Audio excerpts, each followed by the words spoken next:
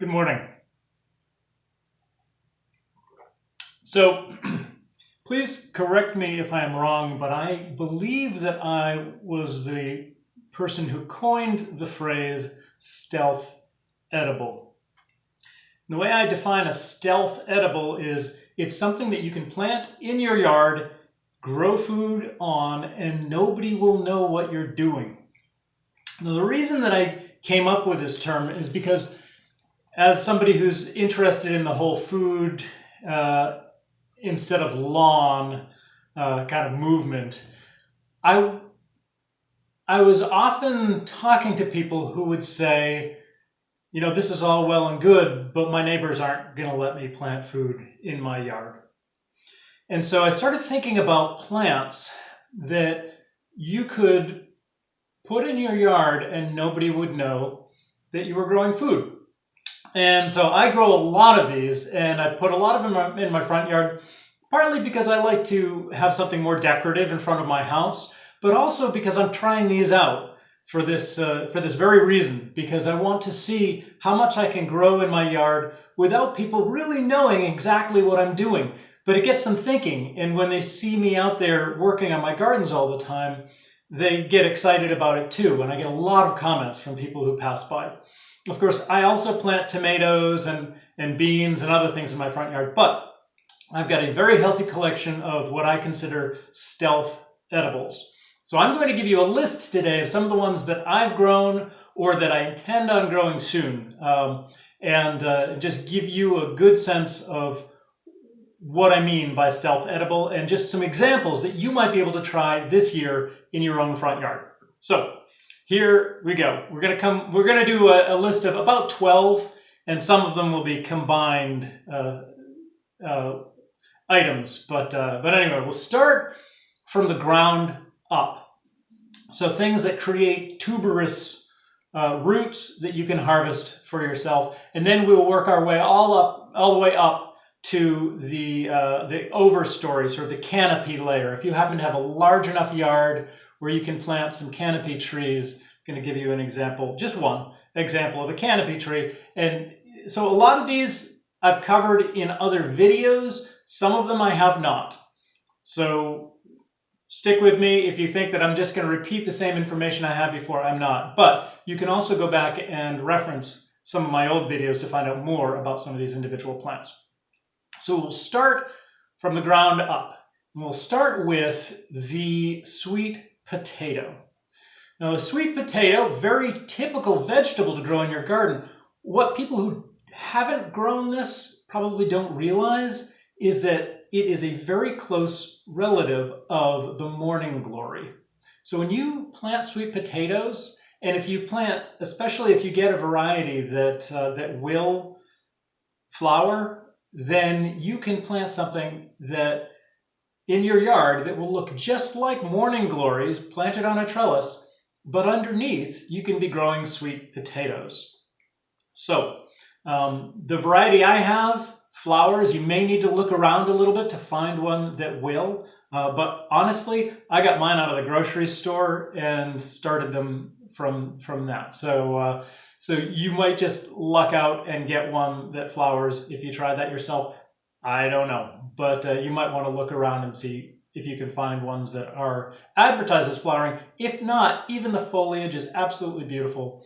So something you can grow on a trellis. Number 2, Apios americana, or the American ground nut. This is another tuberous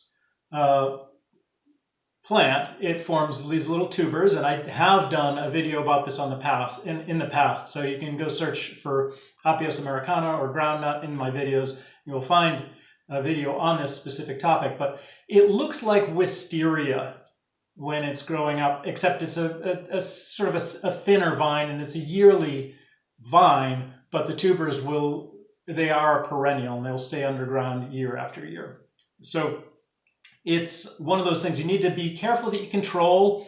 You don't want to just let it go wild because it will spread, and so you need to have barriers around in the ground around where you want it to grow. I tend to grow it in containers, and that keeps it pretty well contained.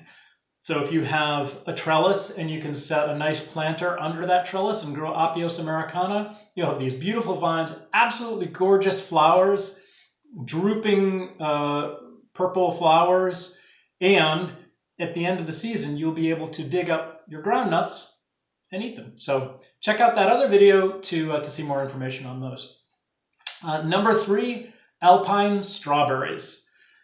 I've done a video on that. It was very popular. Alpine strawberries are a great low ground cover. So now we've worked our way up from things that grow food under the ground to just above the top of the ground. We're talking about alpine strawberries. These will spread if you get the right kind. From Baker Creek, the Attila version seeds, those are a spreading variety. Otherwise, they kind of clump, and you can spread them yourself as the clumps grow larger. Try saying that 10 times fast. So alpine strawberries, a great option as a stealth edible. People will see these, they'll see the tiny berries. They won't necessarily know that they're edible, but they are pretty. And so it's kind of a fun thing to grow in your front yard. Number 4, and this is kind of a blanket grouping, and I'm going to say herbs in general. And these make quite a few of them make good ground covers, but also some of them are pretty showy and attractive. So you've got creeping thyme, which makes a fabulous ground cover. You've got things like marjoram and oregano that will be good ground covers, but you've also got beautiful clumping herbs like chives that will grow up and have beautiful purple flowers on top. When people see those, they get really excited. They're also really great for pollinators. And so you could also grow sage, you can grow rosemary, and that in some areas that's a perennial. It's just barely on the cusp where I am in zone 6B. You can grow lavender. There's so many different herbs you can grow. So if you create an herb garden in your front yard, probably people aren't going to complain because it looks an awful lot like a flower garden, especially if you mix in some other flowers. We'll talk about flowers a little further down this list. Another interesting perennial edible that I haven't covered yet, but that will grow in almost all of the zones in the United States, is the prickly pear cactus. I think this is really fun because I grow it way up here in Rhode Island. And so I've got cacti growing out of my front lawn, and it creates a really interesting space to have something that unique growing in your yard. And so you can grow these. They will, in the wintertime, sometimes they'll lay down depending on the variety you get, and then they'll perk back up in the springtime. But the prickly pear cactus, it is edible. I have a variety that is essentially, thornless or prickerless. It doesn't have prickers on it. So you need to look carefully to find a variety like that before you plant it in your front yard, because if you're going to eat this thing, you really don't want to be handling the ones that have the prickers. But there are cold hardy varieties that do not have spines. So look for a spineless prickly pear cactus planted in your front yard. These are a whole lot of fun. And kids think it's exciting. You've got a cactus in your yard and it's snowing. Isn't that cool? All right, number 6, and this is another blanket topic because I don't want to list every single one of these, but edible flowers. And there are a whole lot of edible flowers that you can potentially grow. I'm just going to give you some examples. You've got nasturtiums, daylilies, hostas, which I have done another episode on, so look for my episode on hostas, borage. So the list goes on, but edible flowers, if you have an edible flower garden in your front yard, dahlias, another example. And that's another one that I've done an episode on. You can have, lupins. Lupins are a really great one, but make sure you get ones with the very large seeds. And the large beans, they're also a good nitrogen fixer. But if you do grow lupins to eat, you really, really, really need to soak them for many, many, many days. And so look up instructions before you eat lupin seeds. I did a video on that one too, you can check out. But it's very important. You boil them, then you soak them for like 15 to 20 days to make sure you get all of the poisonous alkaloids out of them. After which, they're a very popular snack in Europe. and I like eating them too. But anyway, it's a bit of a process. Number 7 on my list is beach plums. I love beach plums. Did another episode on beach plums, so I won't talk about them too much, but they're a low bush, beautiful flowers in the spring, small berries that people won't necessarily even see as edible berries. They're a little bit more of a rustic kind of look to them, kind of craggy. And so if you're going for a beach kind of feel, if you happen to be in an area near the ocean where you want to create that kind of feel in your front yard, beach plums are a great plant. And also, my next on the list, number 8, wild roses or beach roses. They're, once again, a rose bush. Many people plant them as an ornamental, but you can harvest the rose hips at the end of the season. Make jam out of them. They're very, very high in vitamin C. They're a little bit of a pain, honestly, to clean out, but it's another great stealth edible. One of the problems, though, is there's lots of prickers on these. So just be forewarned before you plant it. You will be fighting some prickers if you grow beach roses. You might find another rose bush that has fewer prickers and has also edible rose hips.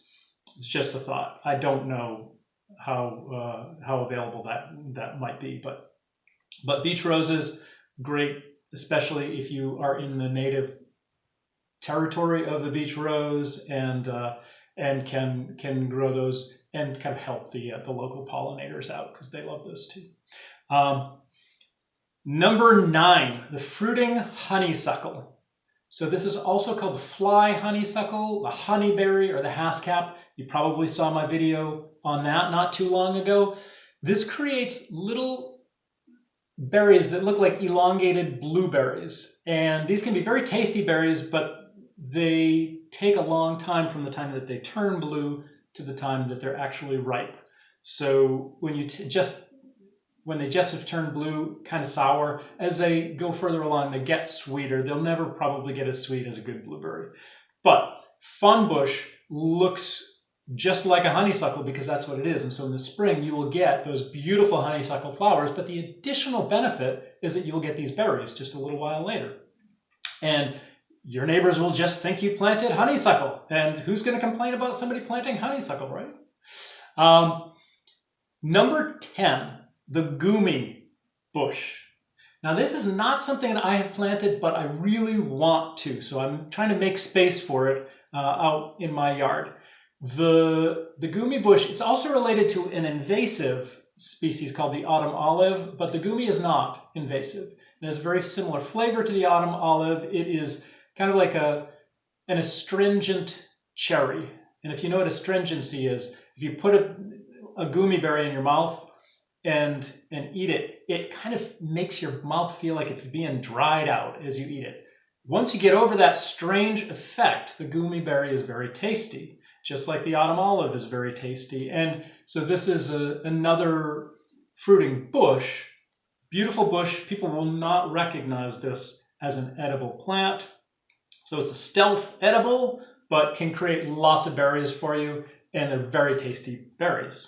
So moving on, this is something you're going to be familiar with, but the cherry tree is beautiful in the spring, and this is why people have developed non-fruiting cherry bushes, because they didn't want the trouble of harvesting all of those lovely cherries. And so they created non-fruiting cherry trees. I mean, who in the world would think that that was a good idea? A non-fruiting cherry tree? You could have cherries or not. All right, anyway, point made. Cherry trees, regardless of whether they produce fruit, produce beautiful flowers.